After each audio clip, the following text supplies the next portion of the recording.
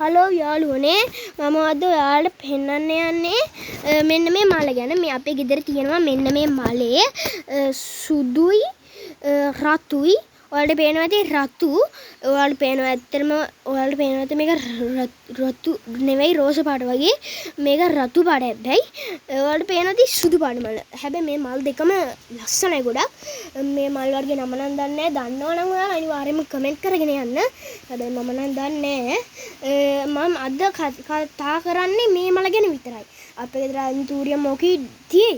හැබැයි විශේෂ කාරණේ කියන්න කිව්වොත් මම අද යනවා ලොකු ට්‍රිප් එකක්. ඒක නිසා මේ හදිස්සියට වීඩියෝ කරන්නේ.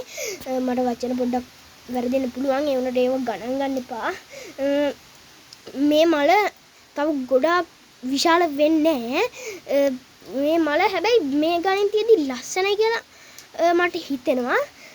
මේවට අපි හොඳට සාත්තු වෙරේ නැත්තම් මෙහෙමවත් හදාගන්න බෑ.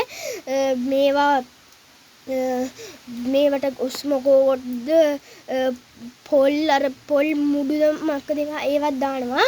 දාලා තමයි මේවා හදලා තියෙන්නේ. ඉතින් මම හම්බෙන අම්මා පොල් ගාලා මාළු හදනකොට ඒවයි පොල් කුඩු ටික මේවට දානවා.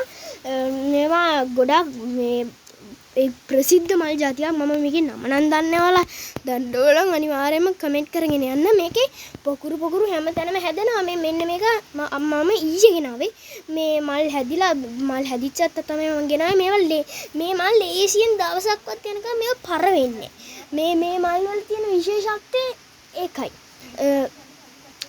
ඔයාලට ඉතින් මේ මල් වගේ තවාණක් දාන්නත් පුළුවන්. ඉතින් දාන්න ඔයාලා ඇත්ත වශයෙන්ම පුළුවන්කම තියෙනවා අනිවාර්යයෙන්ම මේ වගේ මල් පැල තවාණක් කරන්න.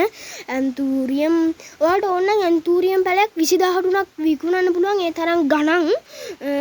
මම මේ මල් පැලේ නම් හොයාගත්තේ අර අපේ දොළගාව අයිනේ වැටක මේ වැටක හැදිලා තිබිලා මේවා වැල් යනවා.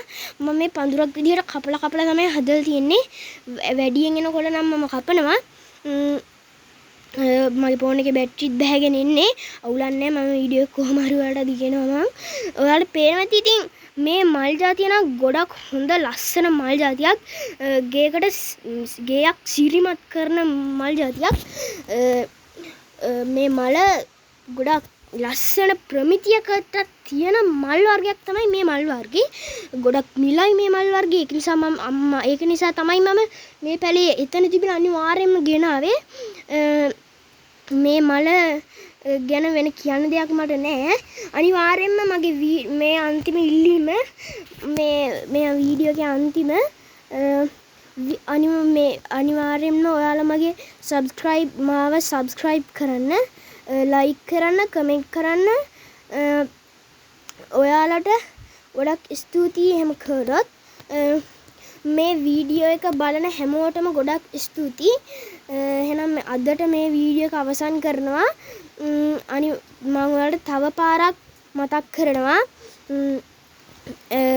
මේක අනිවාර්යයෙන්ම මගේ YouTube channel එක subscribe කරන්න, like කරන්න, comment කරන්න. එහෙනම් bye bye. එහෙනම් අපි ගියා.